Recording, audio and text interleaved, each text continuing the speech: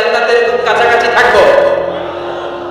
এই আঙ্গুল আর এই আঙ্গুলের মাঝখানে যেমনি তেমন কোনো ব্যবধান নাই, আমি আর এতিমের লালন পালনকারীর মাঝখানে কোনো ব্যবধান থাকবে না।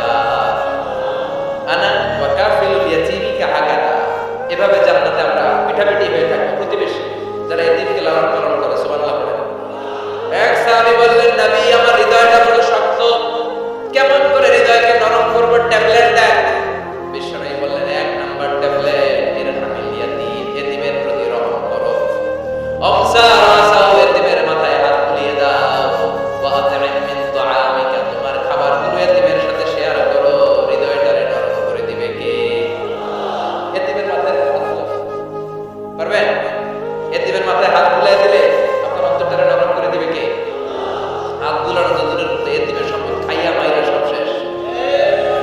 আল্লাযীনা ইয়াকুলুনা আমওয়ালাল ইয়াতামা যুলমান ইন্নামা ইয়াকুলুনা ফি বুতুনিহিম নারা ওয়া সায়াসলাউনা সাঈরা। তুই এতিমের মাল খাস নাই, তুই জাহান্নামের আগুন পেটে পড়েছিস।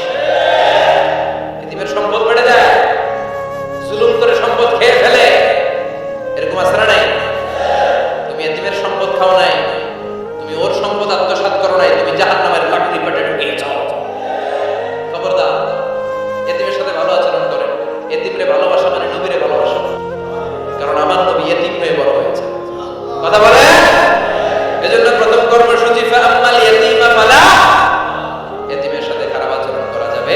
ঈদ আসে, ঈদ যায়, কুরবানি যায়, আকিকা যায়, বিয়ের অনুষ্ঠান যায়, কত বড় বড় মুরগির রান্না রাখবে, কত মিষ্টি পোলাও খাই। ওরা কি খেয়ে বেঁচে আছে যে দেখেন, ওর আব্বা নাই, সড়ক দুর্ঘটনায় মারা গেছে, বাপ মা নাই, চাচা বাচ্চাটা দিয়ে আসছে এখানে আছে না নাই, ওরা আদর করার কেউ নাই।